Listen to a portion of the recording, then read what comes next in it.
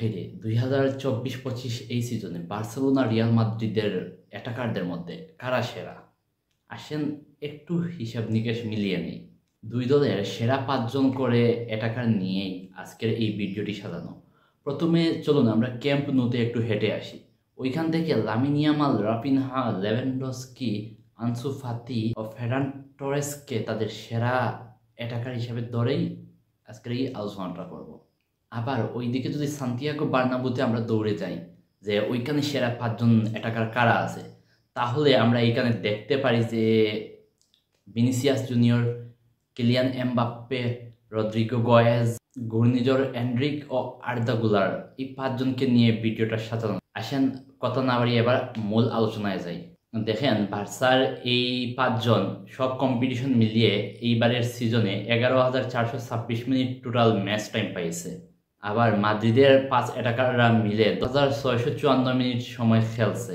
তবে এখানে একটা বিষয় বলে রাখা ভালো যে আপনি খেলার মিনিট দিয়ে আপনি কখনো ভালো অ্যাটাকার বিবেচনা করতে পারবেন না। তাই তো 772 মিনিট বেশি সময় খেলা বার্সার অ্যাটাকারদেরকে আপনি এগিয়ে রাখার কোনো সুযোগ নাই।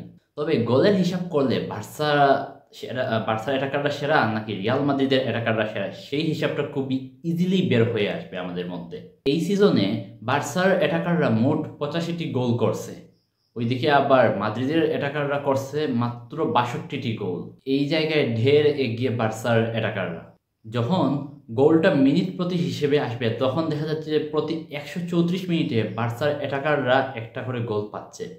অপরদিকে মাদ্রিদের অ্যাটাকাররা 172 মিনিট সময় খেলতে হচ্ছে একটা গোল করার জন্য। তো এখানে ঢের পিছিয়ে আছে আপনার রিয়াল মাদ্রিদের অ্যাটাকাররা। তো স্বাভাবিক দৃষ্টিকোণ থেকে এখানে মনে হচ্ছে যে রিয়াল মাদ্রিদ অনেকটা পিছিয়ে, কিন্তু আমরা পুরোপুরি হিসাব নিকাশটা কমপ্লিট করার পর বিষয়টা বুঝতে পারবো। আমরা মূলত জানি একটা দলকে জয় পাইয়ে দেয় কারা, মূলত অ্যাটাকাররা। মিডফিল্ডারদের সাহায্য নিয়ে তারা স্কোর করে লিড এনে দিয়ে দলকে জিতিয়ে নিয়ে আসতে পারে।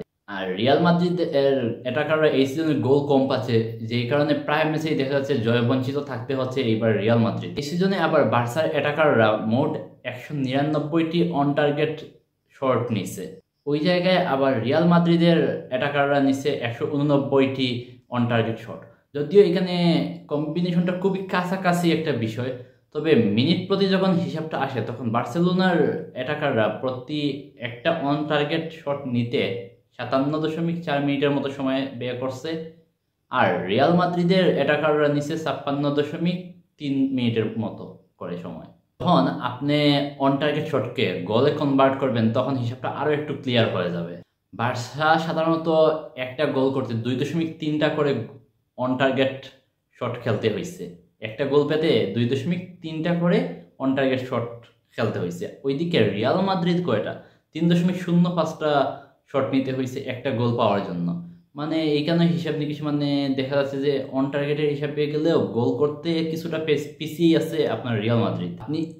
আপনি এই পর্যন্ত যদি বার্সা আর রিয়াল মাদ্রিদের অ্যাটাকারদের একটা পরিসংখ্যান মিলান তাহলে দেখতে পারবেন যে বার্সা ঢের এগিয়ে আছে সব দিক বিবেচনায়। আমি সবগুলো পরিসংখ্যান একসাথে আপনাদেরকে আবার বুঝিয়ে বলি, তাহলে আপনাদের বুঝতে সুবিধা হবে।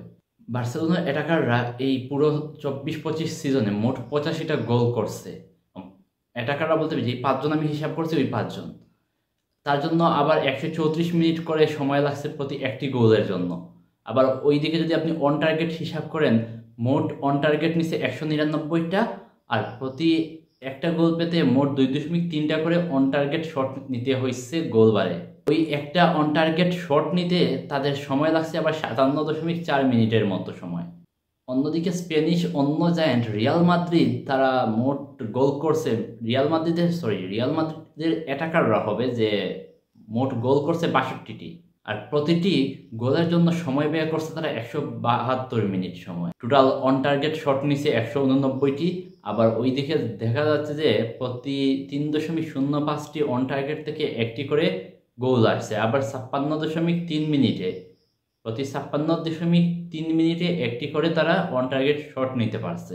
2024-25 সিজনে বার্সার ফর্ম আগুন। তাদের মিডফিল্ডাররাও ভালো করতেছে, তাদের ডিফেন্সও ভালো করতেছে, আর স্পেশালি তাদের অ্যাটাকাররা left winger, right winger, centre forward সবাই ভালো করতেছে, যেই কারণে তারা আগুন ফর্মে আছে। তাই আমার দৃষ্টিকোণ থেকে এইবার যদি আপনি রিয়াল মাদ্রিদ এবং বার্সেলোনার হিসাবটা করেন তাহলে দেখবেন আমার দৃষ্টিকোণ থেকে বার্সেলোনা অনেকটা এগিয়ে আছে।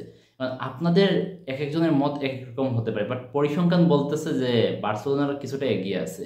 তো আপনারাই বলেন আপনাদের মতামত কি, যে আপনাদের মনে হয় কে এই সিজনে কিছুটা সেরা, আর সিজন শেষে কে ট্রফি বেশি করে তুলবে এই সিজনে। আর সাথে থাকার জন্য ধন্যবাদ। সাবস্ক্রাইব করে আরও সাথে থাকার চেষ্টা করবেন।